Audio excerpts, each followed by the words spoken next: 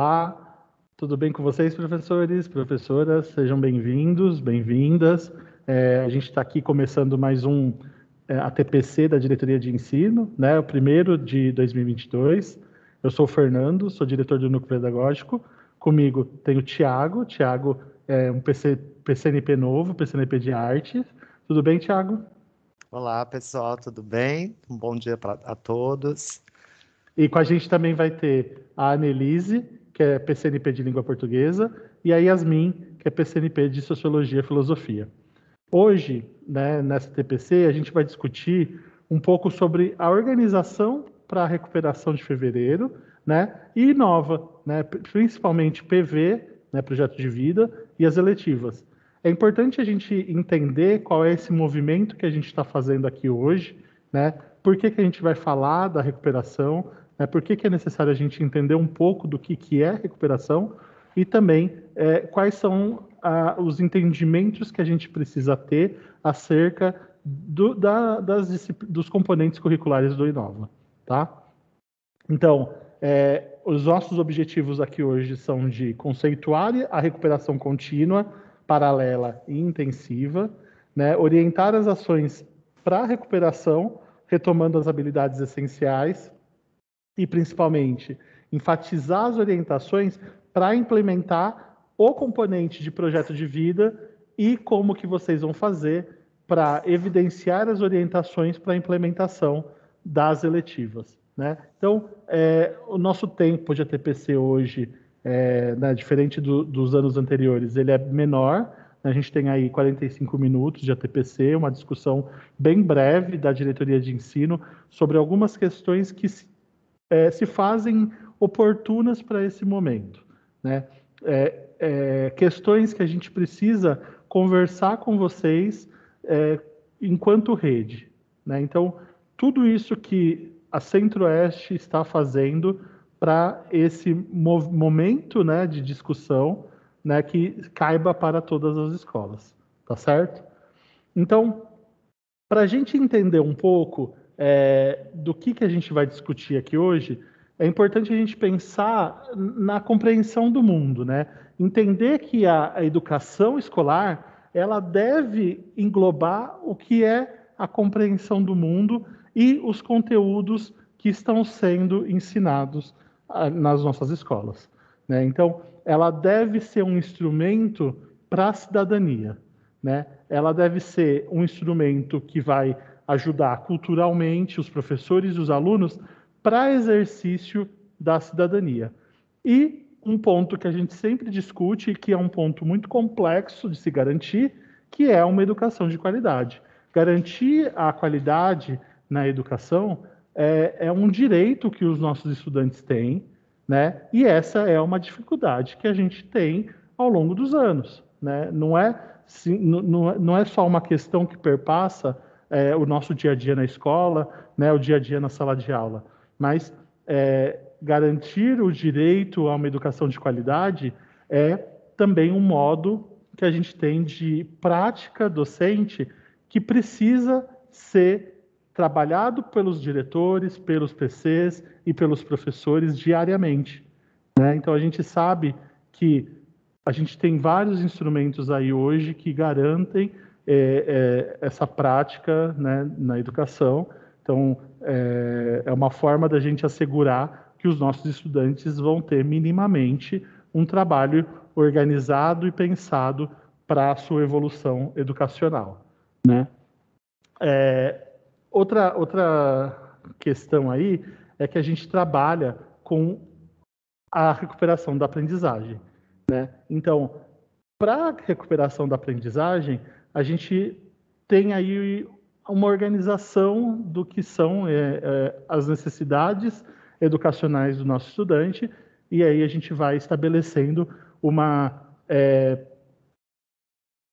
forma estruturada de trabalho com essas necessidades, né? Aí a gente tem também uma estruturação a partir das evidências que a gente tem nas avaliações escolares, né? Porque o nosso subsídio para entender em que ponto que nós estamos nas escolas é a partir dessas avaliações, né? E a recuperação da aprendizagem, ela visa otimizar os potenciais dos estudantes através de um atendimento mais especializado, né, dessas necessidades que se apresentam.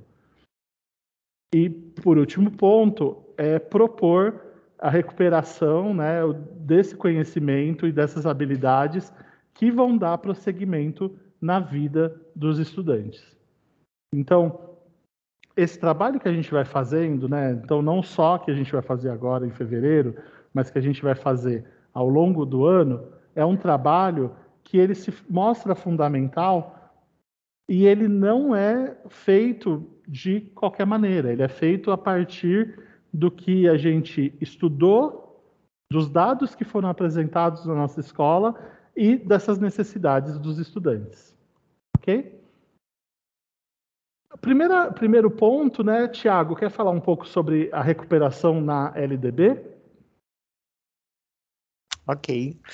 Então, pessoal, dando continuidade à fala do Fernando, a LDB já traz nos seus artigos 12, 13 e 24 a necessidade da recuperação enquanto retomada garantia desse direito da aprendizagem, né? A necessidade que o professor tem que ter esse olhar de que ele precisa sempre voltar, retomar com esse aluno, né, e garantir, então, esse direito. Então, no artigo 12, nós teremos: a escola tem a incumbência de prover meios para a recuperação dos alunos de menor rendimento. Então, é obrigação da escola oferecer meios e estratégias de recuperação, de acordo com a LDB, que é de 96. Então, não é novo, não é nada que a gente já não conheça, né?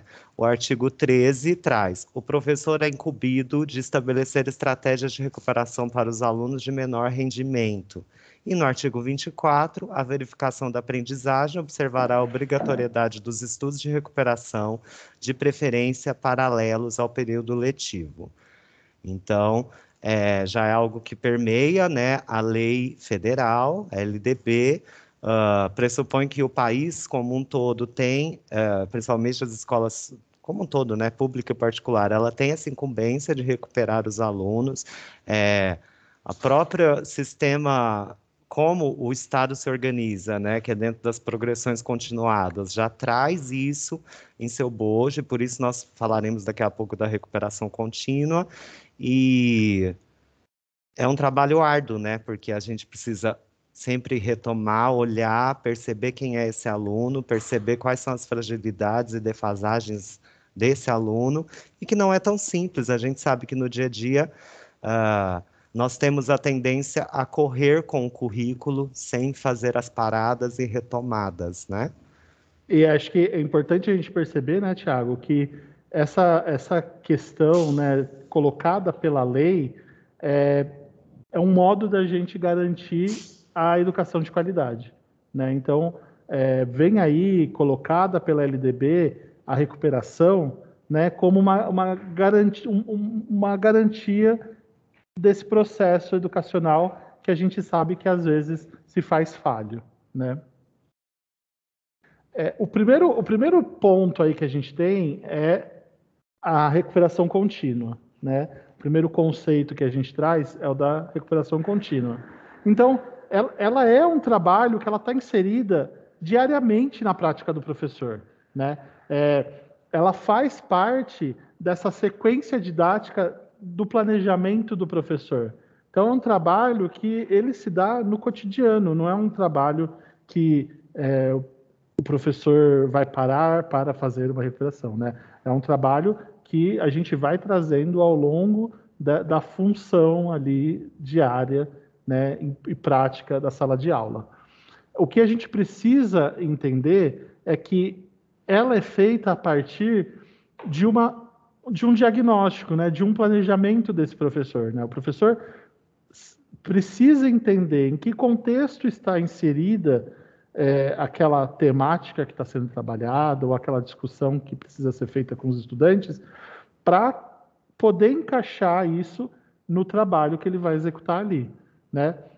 E ela é feita, né, se tiver necessidade de uma readaptação desse planejamento, ou inserir novas habilidades, né, novas habilidades que o professor percebe que não estão sendo, que não foram adquiridas pelo aluno, né, aí ele pode fazer um trabalho ali para encaixar essa recuperação contínua.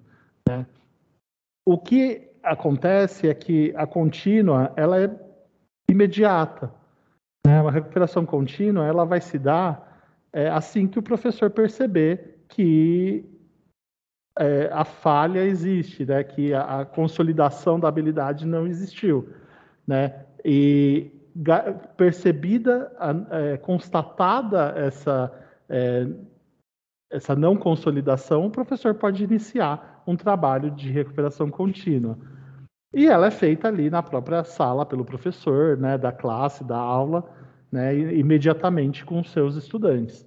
Então, é um processo muito dinâmico e rápido dentro da dinâmica da sala de aula, né?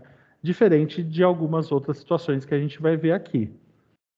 Né? E a gente tem a recuperação paralela. Quer falar um pouco dela, Thiago? Sim, então, diferente da recuperação contínua, pressupõe que a paralela vai caminhar em paralelo com a classe comum, né? Então, é normalmente oferecida no contraturno, normalmente feito até por um outro professor, né? Em conjunto com esse professor de sala, que vai definir quais são as habilidades e conhecimentos necessários para se recuperar, mas quem faz esse planejamento, quem vai atuar nessa classe, vamos dizer assim, né, nesse grupo a ser recuperado, seria um outro professor. E existe uma elegibilidade de critérios para que o aluno vá para essa recuperação paralela. Normalmente, a gente coloca aqueles alunos que vêm com uma defasagem muito gritante, que não conseguem fazer esse acompanhamento da sala de aula, né, no dia a dia, no cotidiano, e aí eles são, como tem uma lacuna muito grande, é necessário fazer esse trabalho paralelo para que ele consiga acompanhar a turma que ele está. Né? Não adianta só recuperação contínua, que vai atacar muito as habilidades daquele momento, o conhecimento daquele momento que o professor está trabalhando em sala de aula. Já a paralela, ela vai abranger todo o processo educacional, né? O exemplo, um aluno que às vezes está no 9º ano e tem alguma dificuldade grande na alfabetização, deveria ser trabalhado por meio de uma recuperação paralela. A recuperação contínua não daria conta, o professor de sala não conseguiria parar para alfabetizar esse aluno. Então, é só um exemplo para ficar claro, né? Então, é mais ou menos isso. E a intensiva, como a gente já viu aí, já acontecendo ao longo desses, principalmente esses anos de pandemia, foi muito falado, né? Que é a recuperação de final de período, do período letivo, seja do final de semestre, de julho, ou seja no final do ano, né? E aí a gente traz esse recado, né? Cuidado para não sobrecarregar o estudante. Em que sentido? Normalmente a recuperação intensiva, ela vai atacar a habilidade, as 2 ou 3 habilidades que ele tem mais defasagem. É um período curto, né? Normalmente 2 semanas, uma semana de julho, 2, ou de dezembro, né? Janeiro, e que não dá tempo de você fazer todo o trabalho necessário. Então, você tem que atacar de uma maneira mais rápida. Por isso, não adianta você achar que em 2 semanas você vai conseguir recuperar tudo que o estudante precisa. Então, a gente ataca aquilo que é mais urgente, né? A habilidade daquele ano que ele estudou e que realmente é necessário para ele avançar para o próximo ano. Seria mais ou menos assim. Por isso que dentro das resoluções que o Estado traz, pede-se muito para que a escola tenha um plano de recuperação intensiva muito bem definido, porque é o professor que está atuando ali no ano letivo inteiro que vai saber qual habilidade atacar, aonde eu quero que esse aluno avance, né? E normalmente são professores contratados somente para esse fim. Então, são professores que muitas vezes não tiveram nem o contato com esse aluno, não conhecem. Então, é muito importante a escola já começar a pensar nisso desde agora, desde fevereiro. Quem é o meu aluno? quais são as defasagens que ele possui e de que maneira eu vou trabalhar com essa recuperação contínua ao longo do semestre, mas se não der para recuperar, como eu vou deixar um plano de recuperação intensiva para esse estudante avançar e poder ter esse direito garantido, né, nos meses de julho ou janeiro. Acho que essa fala do Tiago, a gente começa a pensar, né, que esses processos de recuperação, eles estão diariamente ali, né, por mais que a intensiva vai acontecer só lá no fim, né, mas são parte da nossa prática na escola, né? A gente precisa, em todos os momentos, pensar em como fazer esse processo de recuperação. É fundamental que nós, ali diariamente, pensemos que em qual dessas recuperações essas dificuldades do estudante vão se encaixar. Talvez tem coisa que a gente já perceba de cara que a gente não vai dar conta, né? Então, pensar em quais projetos se encaixam esse tipo de recuperação que o nosso estudante necessita, né? Então, se a gente for pensar nas práticas, nos projetos, nos programas que a gente tem na Secretaria de Educação, como que a gente vai trabalhando ao longo do tempo com as nossas necessidades, né, as necessidades do nosso estudante, né? Então, a gente coloca aí uma questão, né, como recuperar algo perdido, né? Qual é o sentido que a gente traz para esse perdido, né, para a palavra perdido, né?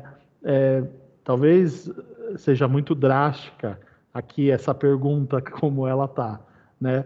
Mas quando a gente pensa nas nossas salas de aula, né, nos nossos estudantes, a gente consegue entender, a gente consegue perceber que as aprendizagens elas acontecem em modos e formas e momentos muito distintos, né? Cada estudante tem uma receptividade diferente para aquela disciplina ou aquela temática, né? Aquelas habilidades essenciais ou, né, a mesmo complementares, né? Que a gente vai percebendo ao longo do nosso trabalho com o aluno que qual é a necessidade dele, o que eu preciso trabalhar, qual eu vou aprofundar, né? Como que eu vou recuperar isso, né? Então, faz parte do nosso planejamento como professor entender quais são esses momentos, quais são essas dificuldades que se apresentam no nosso dia a dia ali, né? Como docente e como que a gente se organiza para isso, né? Então, a gente tem uma série de programas rodando relacionados à recuperação. Então, a gente tem aí o Aprender Sempre, né?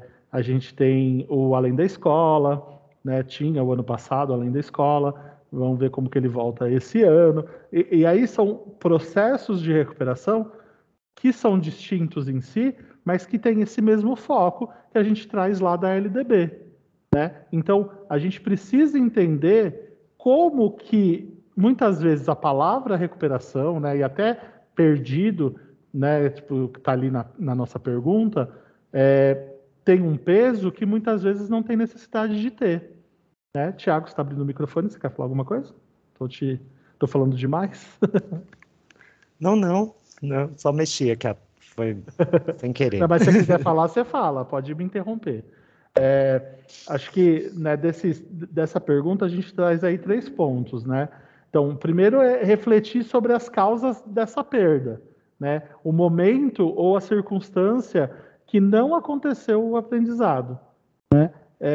A gente está trabalhando com um objeto de conhecimento novo, né? Aquilo traz uma novidade temática para o nosso estudante e que seja de difícil compreensão, né?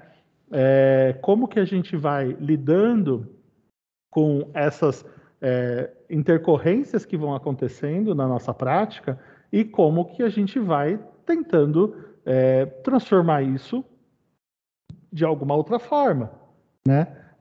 Se faz necessário, né, como a gente disse lá no começo, entender como que o professor vai se planejar a partir dos dados que são apresentados, né? Então, por exemplo, a gente está aí fazendo AD, né? A gente fez AD lá desde o dia 7 de fevereiro, está vindo aí, seria até o dia 11, mas talvez a gente tenha um tempo a mais. O que vai apresentar essa AD para a gente, né? O que ela vai trazer de novo para a gente? A gente está voltando para o presencial, né? Tem muito aluno aí que passou 2 anos fora da escola, só no trabalho remoto. Então, tem muita coisa que ficou para trás, que foi perdida, não tem jeito. A gente sabe que a presença da escola se fez muito importante nesse período, né? A gente trabalhou da forma que a gente conseguiu, né? Da maneira que deu, a gente se esforçou muito, mas a gente sabe que a defasagem é muito grande. Como que a gente vai trabalhar com isso? Qual é a melhor forma de garantir a qualidade no ensino para o meu estudante? Então, a gente tem aí esse momento de percepção, né, do professor, que se faz necessário para ele poder estabelecer qual é a prática que vai ser desenvolvida, né? Aí a gente entra no ponto 2, né? Dirigir-se às dificuldades específicas do estudante. Porque se eu tenho esse diagnóstico feito, se eu tenho esses dados levantados, se eu tenho as minhas evidências, aí eu vou direto para a dificuldade que está sendo apresentada, né? É fundamental que a gente faça esse momento de troca aí, entre o que se faz necessário e qual ação que eu vou desenvolver, né? A gente precisa se planejar, né? A gente precisa pensar qual é a prática que cabe naquele momento, porque senão a gente acaba fazendo qualquer tipo de trabalho. A gente ou avança demais, ou a gente se atrasa, né, no desenvolvimento das habilidades. Então a gente precisa entender qual é o momento e qual é a prática que se faz cabível para aquilo, né?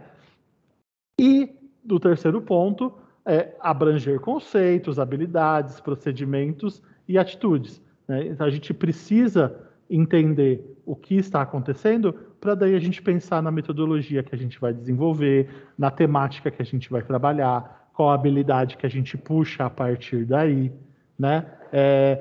As coisas não estão estanques, a gente precisa pensar muito nisso, né? O currículo não é para aprender o professor, o currículo é para garantir que o aluno tenha um ensino de qualidade, né? Porque quando a gente está falando aí dessas questões, é exatamente isso, né? Qual é o momento de avançar? Qual que é o momento de dar uma segurada e trabalhar uma temática nova? Uma temática, quer dizer, passada, desculpa. Então, se faz necessário que a gente coloque essas evidências que estão aí levantadas pela escola, pelos professores, e pense em como desenvolver esse trabalho, né? Então, é muito importante esse momento agora de fevereiro para que a gente entenda em que situação se coloca o nosso estudante, né? É o momento da gente conhecer, entender as dificuldades, entender as necessidades do nosso estudante, para que sim, a partir disso, a gente possa sentar e trabalhar, fazer o uso, né, de uma metodologia diferenciada, abordar uma temática de uma maneira nova para que a gente possa aprofundar aquela discussão, né? Então, são várias nuances que se apresentam e que precisam ser pensadas e planejadas. É isso, Thiago? Isso mesmo, Fernando. E aí vem a questão do direito à aprendizagem, né?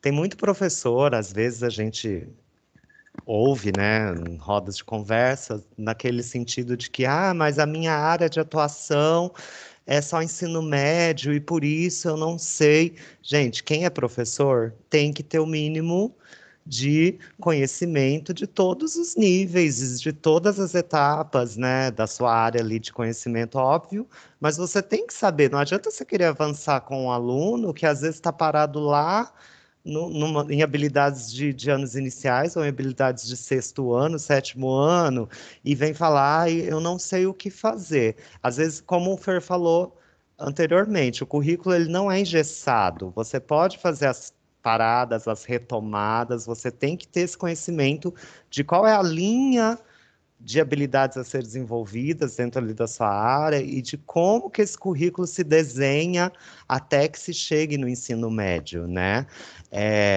Um ponto muito bacana desse mês de fevereiro que nós esperamos é que esse diagnóstico seja feito por toda a escola, né? Por todos os professores, que tem essa troca mesmo entre áreas, que a gente consiga mapear quem é o meu aluno e como o meu aluno está chegando na escola. Não adianta querer avançar e querer pegar logo já o currículo em ação, aprender sempre do ano específico, sabendo que tem defasagens a serem trabalhadas. E a gente volta a bater na tecla.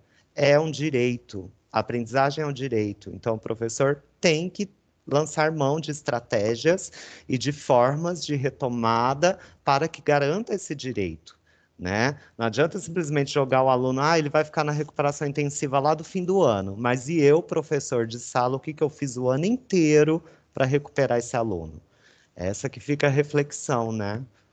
Perfeito. Bom, a gente não pode se estender muito, né? É uma conversa bem breve. A gente vem aí com o pessoal que vai trazer Inova para a gente, vai falar um pouco sobre o Inova. Eu espero que essa discussão tenha sido proveitosa para vocês. A gente vai dar continuidade nisso, né? Nas próximas ATPCs, formações. A gente vai estar aí com uma agenda de formação bem cheia também para os professores. A gente se vê em breve e o pessoal vai falar agora um pouco do Inova para vocês. A gente fica aqui. Acessem a autoavaliação aqui embaixo na descrição do vídeo, né? Os slides que a gente usou também estão aqui na descrição. Obrigado, gente, e até a próxima. Tchau. Obrigado. Até a próxima.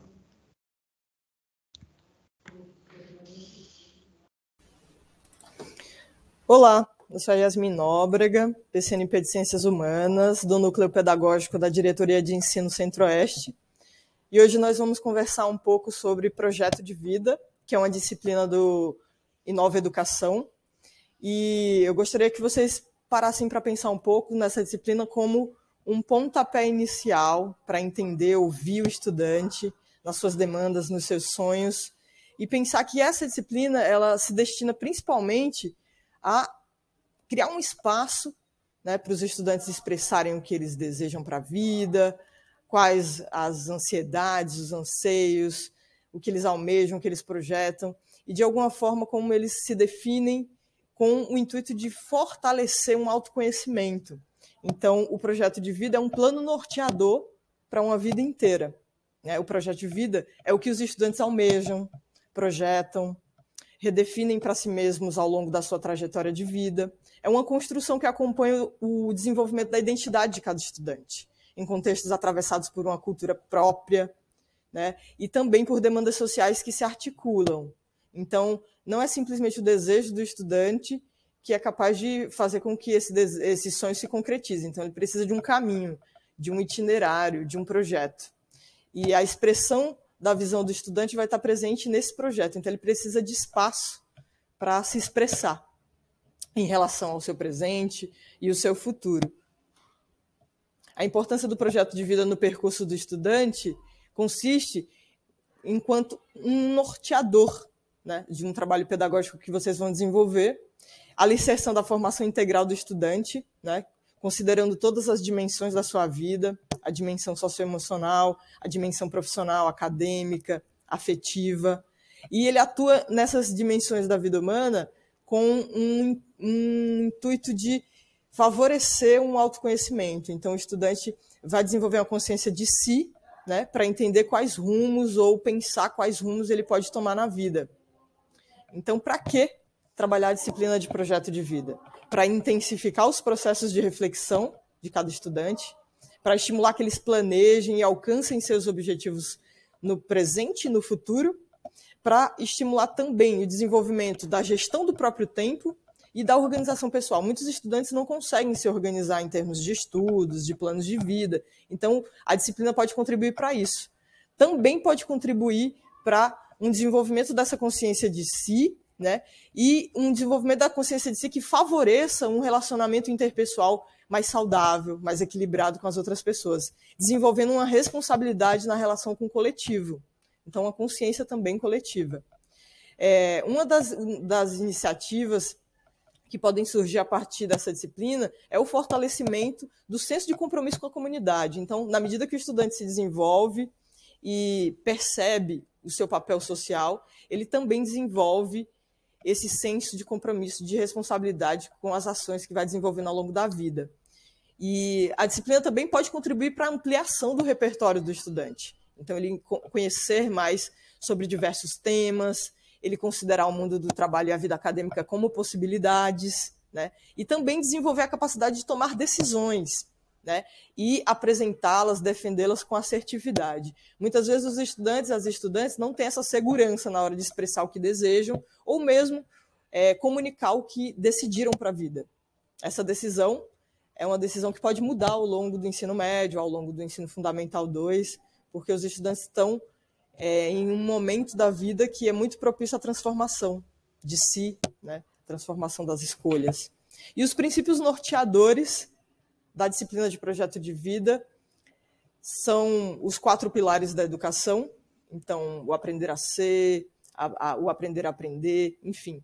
São pilares que estruturam, né, a construção do projeto de vida. Então, quando vocês forem desenvolver essa disciplina, forem pensar essa disciplina, planejá-la, olhem para esses 4 pilares, olhem para o desenvolvimento socioemocional do estudante, que é fundamental para que ele consiga desenvolver uma trajetória acadêmica, né, sadia, equilibrada e baseada no autocuidado, né, sabendo lidar de alguma forma com as frustrações, sabendo lidar com as dificuldades, encontrando estratégias emocionais, né, e também sabendo procurar apoio psicológico quando necessário. O protagonismo do estudante também é um dos princípios norteadores da disciplina, ou seja, a gente estimular que esse estudante tenha autonomia na busca por conhecimento, na busca pelos seus próprios caminhos. A pedagogia da presença, então, o hoje, a estrutura da escola, a estrutura da disciplina, como é que está favorecendo essa presença de qualidade, tanto do estudante como do docente, da docente.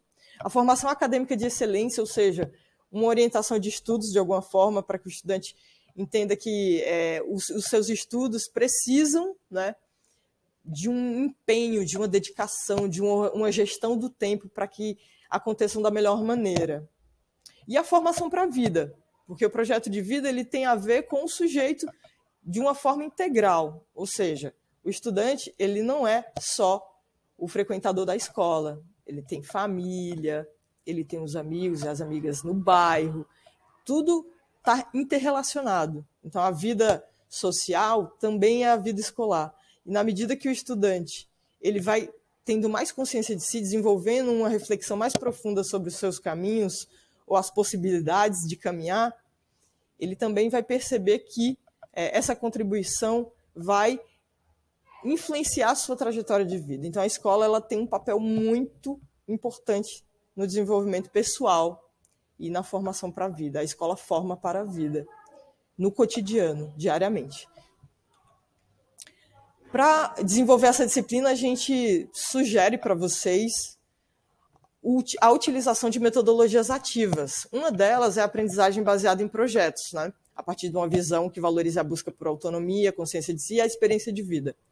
E atividades que abordem temas relacionados aos anseios e sonhos dos estudantes. Então, ao invés de desenvolver a disciplina principalmente a partir de uma exposição oral, o ideal é trabalhar metodologias que favoreçam a expressão, a livre expressão do estudante. Então, a aprendizagem baseada em projetos, ela pode trazer questões próprias do cotidiano do estudante, dar espaço para rodas de conversa em que eles possam traduzir, né, a partir de soluções para os problemas que afligem a vida deles, ou mesmo desafios que eles enfrentam, né, na busca por um sonho, na concretização de um objetivo.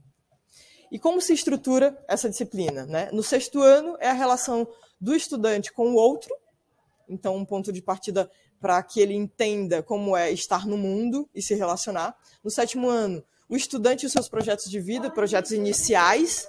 O 8º ano, o estudante, a coletividade e a relação com o mundo. No 9º ano, o estudante e o seu propósito. E no ensino médio, a gente entra num detalhamento, né, desses propósitos e numa consciência maior do indivíduo. Então, quem eu sou, as escolhas que eu faço, nesse caso, a assertividade nas escolhas, na expressão das escolhas. Na 2ª série, quem eu quero ser e as aprendizagens que eu necessito. Na 3ª série, o meu percurso, as conquistas e os novos desafios. Considerando que cada etapa vai estar imbricada com a faixa etária, né, com as experiências próprias daquela idade e daquele momento de vida do estudante. Então, queria agradecer, dizer que nós aqui do Núcleo Pedagógico estamos à disposição para dialogar e, se vocês necessitarem, contem conosco. A disciplina de projeto de vida oferece suporte, material, conteúdo para a criação das eletivas e logo após a minha fala vocês vão poder aprofundar um pouco os conhecimentos sobre as eletivas e a construção das eletivas a partir dos sonhos e dos anseios dos estudantes. Obrigada.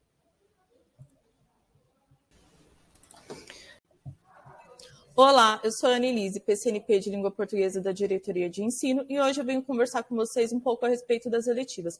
Para início de conversa, eu trago a seguinte reflexão. Muitas vezes ficamos presos a uma única perspectiva que conhecemos. A possibilidade de exercitar a escolha de nossos caminhos amplia o olhar para o universo de possibilidades. Quando nós pensamos nas eletivas, nós temos aí inúmeras possibilidades de projetos a serem desenvolvidos com os estudantes. O que são as eletivas? Elas são propostas educativas elaboradas pelos professores a partir dos projetos de vida.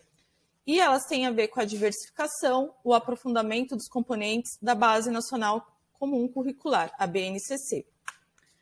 Para quê?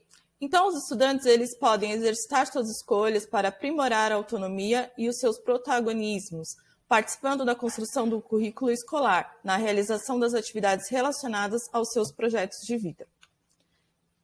Tudo isso serve para ampliar, diversificar, aprofundar os conteúdos e as habilidades de um ou mais componentes curriculares, além de desenvolver as competências específicas para a continuidade dos estudos. E, além disso, também nós temos aí a aproximação da teoria da prática, utilizando o que foi aprendido para construir algo concreto, que no caso seriam as combinâncias. Como se estruturam essas eletivas? Cada professor ele é responsável por propor uma opção de eletiva. Ele tanto pode criar essa eletiva, como ele pode usar as experiências dos colegas que já trabalharam essas eletivas nas escolas. Então, é importante que, nesse momento, os professores eles se reúnam e compartilhem essas experiências. Lembrando que as eletivas elas partem de uma proposta interdisciplinar. E é importante também que eles consultem o cardápio dessas eletivas. A equipe gestora ela é responsável por analisar e validar essas propostas. Nesse momento, depois que os professores pensarem como eles vão desenvolver essas eletivas, eles vão estruturar a eletiva deles, trazendo aí a ementa, né, com as habilidades, os conhecimentos do currículo paulista que serão desenvolvidos, pensando nos espaços e os recursos didáticos utilizados, as atividades que serão realizadas em cada aula e o projeto de culminância. Há também a questão do feirão das eletivas, que é o momento que os professores eles vão apresentar suas eletivas aos alunos, despertando assim a sua curiosidade e o seu interesse. E a culminância surge no momento que os alunos compartilham o resultado concreto dos trabalhos realizados. Então, geralmente, as escolas elas separam uma semana para que os alunos possam apresentar o que foi produzido aí, o produto final. A reenturmação ela faz parte dos agrupamentos, então os estudantes dos 6º e 7º anos, eles podem trabalhar juntos na mesma eletiva, assim como os estudantes do 8º e 9º anos e os da 1ª, 2ª e 3ª séries do ensino médio. A metodologia visa sempre diversificar o trabalho para além das aulas expositivas. Então, assim, é importante que o professor pense nas metodologias ativas e utilize espaços da escola que poderiam ser adaptados para que as aulas ocorressem, tá bom? Fazendo uso de diversas metodologias que tornem essas aulas significativas e atrativas aos estudantes. A parte da avaliação, parte do pressuposto de um conceito, considerando a participação desses estudantes. Se o estudante ele se comprometeu de forma produtiva e efetiva nas ações desenvolvidas e nas atividades, o engajamento desse estudante foi total. Se o engajamento desse estudante foi em parte dessas atividades, o engajamento foi apenas satisfatório, ele se dedicou em parte. Agora, se o estudante comprometeu-se pouco, o engajamento dele foi parcial. Nós agradecemos aí a atenção de vocês, temos as referências e qualquer necessidade de esclarecimento, se vocês tiverem alguma boa prática que vocês queiram replicá-la, compartilhem conosco. Até a próxima. Tchau, tchau.